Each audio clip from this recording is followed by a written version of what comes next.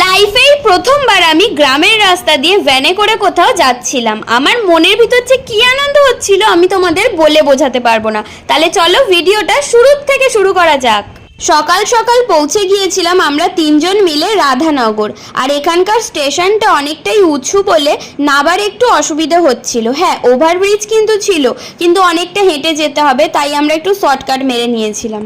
এই যে মহা আনন্দে আমি ভ্যানে চেপে বসলাম। এবার সুন্দর মুগ্ধ করা পরিবেশ দেখতে দেখতে আমি যাব আমাদের ডেস্টিনেশন দিদার বাড়ি। যেই দিকেই তাকাচ্ছি খালি সবুজে সবুজ, ধান চাষ, ফুলকপি, বাঁধাকপি, পালং শাক, আরো কত কি, মানে সব জায়গাতে খালি চাষবাসে ভর্তি। দারুণ লাগছিল দেখতে। তোমাদের কেমন লাগছে কমেন্টে জানিও কিন্তু। আর মাঝপথে আমাদেরকে নিতে এসেছিল ছোট দিদা আর তার পুচকু গুলুমুলু নাতি। এই সব রাস্তা তো আমি চিনি, কতবার এলুম, তবু সে সব ভুইলে কাটা করে ফেলছি। অনেকদিন পর এসছে, ভুলে গেছি।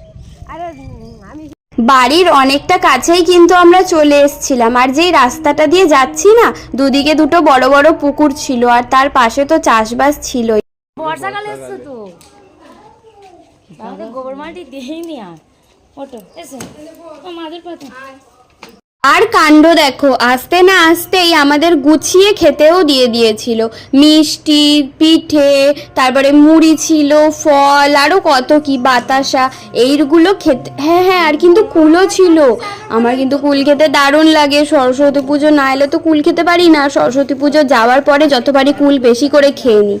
দেখো এখানে আমরা খাচ্ছিলাম আর দিদা তো বোনকে পেয়ে কি গল্প করছে। ও তোমাদের তো বলতেই ভুলে গেছি, এইটা হচ্ছে আমার দিদা শাশুড়ির বোন, ছোট বোন। আমরা অনেকটা সকাল সকালই পৌঁছে গিয়েছিলাম। টিফিন খেয়ে মামা যাচ্ছিল বাজার করতে।